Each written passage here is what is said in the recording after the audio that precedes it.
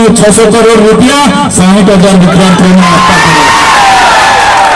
त्यारे आ विस्तार में शिक्षकों की बात हो, रोड रस्ता की बात हो, आ विस्तार में दवाखाना में पूरता डॉक्टरों की बात हो कि साधनों की बात हो, आ विस्तार में कोई कबाड़ों की बात हो, दरेक वखते अमे सरकार ने अमारे रोड पर चालीने पदयात्राओं करवी पड़े तो पदयात्रा करीने बताव्युं छे, अमे रोड पर धरना देवा पड़े तो धरना दीधा छे, भूख हड़ताल करवी पड़े तो भूख हड़ताल करी छे, पेपरो फूटे त्यारे सरकार ने अमे बताव्या छे। आ बधुं ज्यारे सरकार ने अमे बतावीए छे त्यारे सरकार ने आ गमतुं नथी।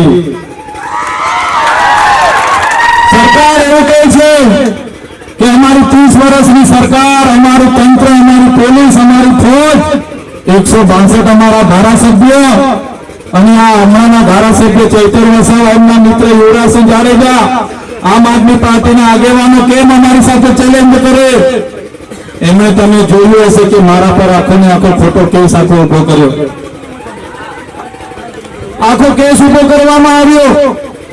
એટીવીટીની યોજનાઓ આવે, ગુજરાત પેટર્નની યોજનાઓ આવે, વિકાસશીલની યોજનાઓ આવે, બધામાં કરોડો રૂપિયાની ગ્રાન્ટ આવે, ત્યારે એમના ભાજપના નેતાઓ, એમના મળતિયા, એમના કોન્ટ્રાક્ટરો, એનજીઓ બારોબાર એમના પ્રભારી મંત્રીઓને સાથે રાખીને આયોજન કરે અને ખાઈ જાય। ત્યારે મેં ત્યાં વિરોધ કર્યો। મેં કીધું એટીવીટીમાં ચૂંટાયેલા પ્રતિનિધિઓ જ આયોજન કરશે, કોઈ બહારના કોન્ટ્રાક્ટરોને આમાં અમે બેસવા નહીં દઈએ। बस आटली वातमां ए लोकोए मारुं आयोजन करी नाख्युं। घणी टाइमथी मारी राह जोईने बैठा हता अने ते दिवसे मने ए लोकोए फसावी लीधो। तमे जोयुं हशे ऑफिसमांथी ज्यारे हुं जेवो बहार निकळ्यो, भाजपना सांसद अने मनसुख वसावा आखुं टोळुं लईने आवी गया। आखा जिल्लानी पोलीस आवी गई अने एक जागृत धारासभ्य तरीके मने तात्कालिक त्यां अरेस्ट करी लेवामां आव्यो। તમે જોયું હશે એરેસ્ટ કર્યા। મેં કીધું મારો ગુનો શું છે, મારી વાત શું છે કે મને તમે અરેસ્ટ કરો છો, મને એફઆઈઆર આપો, કોણે મારા પર ફરિયાદ કરી છે?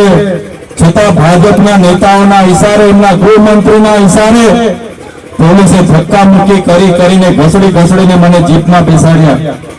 ત્યાંથી મને રાજપીપળા જેલમાં લઈ જવામાં આવ્યો। एक रात રાજપીપળાની બજારની સિટીની જેલમાં રાખવામાં આવ્યો।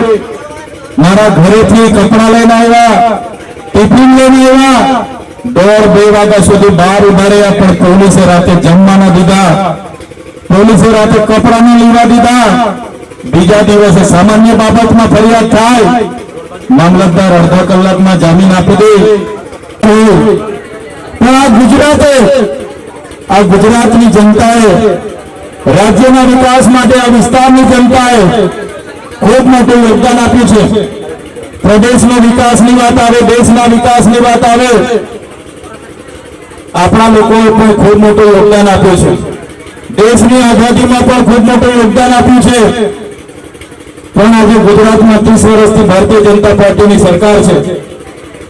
आजे भारतीय जनता पार्टीनी 30 वर्षथी सरकार होवा छतां आजे विद्यार्थीओ પોતાની સ્કોલરશીપ માટે આંદોલનો કરે, આજે ટેટ પાસ ઉમેદવારો શિક્ષકોની કાયમી ભરતીઓ માટે આંદોલનો કરે, આજે આંગણવાડી વર્કરો આંદોલન કરે, આજે આશા વર્કરો આંદોલન કરે, આજે પોલીસ અધિકારીઓ આંદોલન કરે, આજે જૂની પેન્શન યોજના માટે આંદોલન થાય, આજે ફિક્સ પગારના કર્મચારીઓ આંદોલન કરે, આજે આઉટસોર્સિંગ કર્મચારીઓ આંદોલન કરે। આજે તમે જોયું હશે ખેડૂતોનું આંદોલન ચાલે છે। સરકારે ટેકાના ભાવ મકાઈના 2100 જાહેર કર્યા અને આપણો ખેડૂત જ્યારે બજારમાં માર્કેટ યાર્ડમાં મકાઈ લઈને જાય છે ત્યારે એને 1800 રૂપિયા મળે છે। સરકારે કપાસના ટેકાના ભાવ 1622 જાહેર કર્યા। આપણો ખેડૂત જ્યારે કપાસ લઈને જશે ત્યારે એને 1200 રૂપિયા મળશે। ત્યારે આ સરકારે ગુજરાતમાં માત્ર ને માત્ર ભ્રષ્ટાચારને વેગ આપ્યો છે। તમે જોયું હશે ભ્રષ્ટાચાર પંચમહાલમાં આપણા પંચમહાલ જિલ્લાના ભાજપના જિલ્લા પ્રમુખે પણ આ તાલુકાઓમાં જાંબુઘોડા તાલુકાઓમાં કરોડોનો પણ અબજો રૂપિયાનો ભ્રષ્ટાચાર કર્યો છે.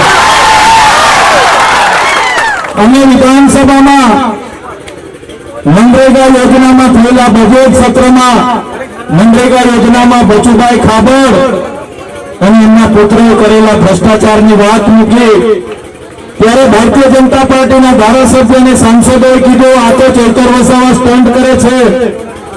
મેં સરકારને ત્યારે ચેલેન્જ આપી, તમે એક એક જિલ્લાનો મનરેગાના પૈસા ક્યાં જમા થાય છે, એજન્સી કોની છે, એની તપાસ કરશો તો તમામ જિલ્લાઓમાં ભાજપના જિલ્લા પ્રમુખો અને ધારાસભ્ય અને સાંસદોના નામ આવશે. સરકારે તપાસ ચાલુ કરી અને પહેલો મુહૂર્તે બચુભાઈ ખાબડના દીકરાઓના નામ બહાર આવ્યા. પંચમહાલમાં પણ ભારતીય જનતા પાર્ટીના જિલ્લાના પ્રમુખનું નામ આવવાનું હતું. ભરૂચ હોય કે નર્મદા હોય, ભારતીય જનતા પાર્ટીના ધારાસભ્ય અને સાંસદોના નામ આવવાના હતા, એટલે તપાસ બંધ કરી દીધી. મહીસાગરથી શરૂઆત કરી તપાસની. ભારતીય જનતા પાર્ટીના તમામ નેતાઓના નામો ખુલવા લાગ્યા અને આ ભારતીય જનતા પાર્ટીએ તપાસ બંધ કરાવી દીધી. અમે સરકારને નકલી કચેરી બતાવી. અમે સરકારને કીધું આ નકલી કચેરીઓમાં કરોડો રૂપિયા આ વિસ્તારની ગ્રાન્ટ ખવાય છે. અમે સરકારને કીધું આ ભ્રષ્ટાચાર મનરેગામાં થાય છે, મ્યુનિસિપલમાં થાય છે, સસ્તાનું અનાજ મળે છે એમાં થાય છે અને એક એક કચેરીઓમાં કમિશનો આપ્યા વગર કામ નથી થતા. સાથે સાથે અમે મોરારસી બાપુ સાથે ટેટ પાસ ઉમેદવારો માટે યાત્રાઓ કરી. અમે ઉચ્ચ અભ્યાસ કરતા વિદ્યાર્થીઓની જયારે પોસ્ટ મેટ્રિક શિષ્યવૃત્તિ બંધ કરી દેવામાં આવી ત્યારે પણ ખૂબ મોટું આંદોલન કર્યું. જે આદિજાતિના વિદ્યાર્થીઓ મેડિકલમાં જાય, સિવિલમાં જાય,